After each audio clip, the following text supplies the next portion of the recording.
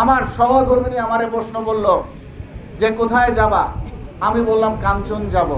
বললো কেন তুমি কাঞ্চন যাবা? আমি বললাম যে আমি পাপ মোচন করতে যাব, আমার পাপ মোচন করতে যাব। আমার বউ বললো কেন, কি পাপ করেছো? আমি বললাম 5 বছর আগে একটা পাপ করছিলাম, সেই পাপের প্রায়শ্চিত্ত এবং ঠিক করার জন্য, সবাইকে চেয়ারম্যান করার জন্য, মেয়র করার জন্য আমি কাঞ্চনে যাব।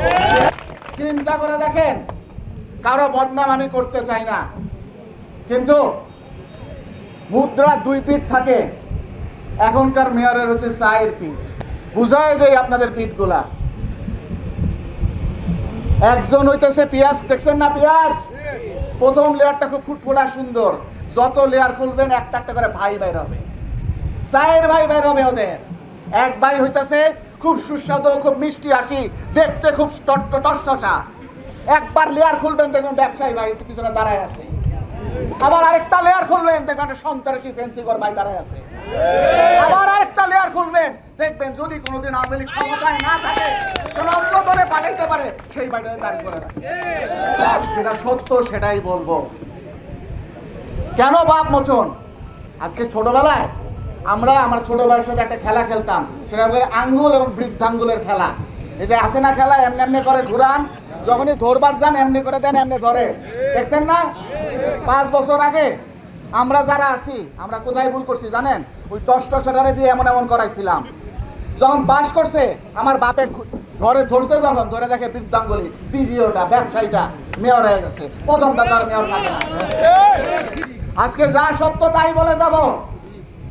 চিন্তা করে দেখেন এদের কতটুক ধর্ম, কতটুক বিবেক। তারা কি করছে?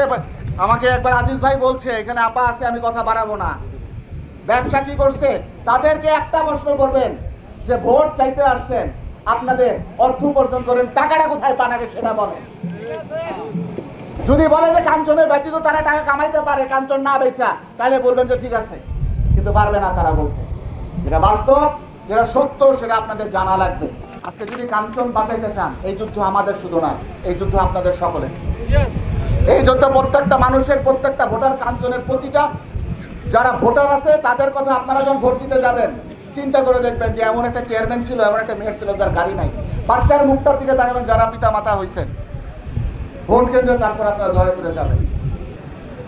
এনি কিন্তু মেড ইন কাঞ্চন, ওনার বার্তাটা চলতে বসতে এখানে। এই কারণে আমি আপনাদেরকে আবদার করতেছি, মানে আপনাদের স্বার্থে, আমাদের স্বার্থে, সকলের স্বার্থে আবদার করতেছি যে আমাদের একটা কথা মনে রাখেন যে রিফিউজিদের আর টাইম নাই।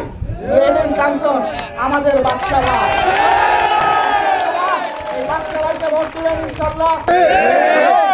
আপনাদের সেই কষ্টে উনি দেবদাস হয়ে গেছিল, উনি সেই মজনু হয়ে গেছিল, আপনারা প্রেমে ওনাকে ঘরের বারে বারে বের করে নিয়ে আসেন, ভোটটা দিবেন। আমি কথা দিয়ে যাচ্ছি, ওনাকে আপনারা সুখে পাবেন, দুঃখে পাবেন, আপনে পাবেন, সব জায়গায় পাবেন। আপনারা ওনার কোনো দখলদারিত্বে পাবেন না, কোনো খারাপ কাজে পাবেন না, কোনো টাকায় পাবেন না। এই আমাদের বাদশা ভাই, জনগণের বাদশা।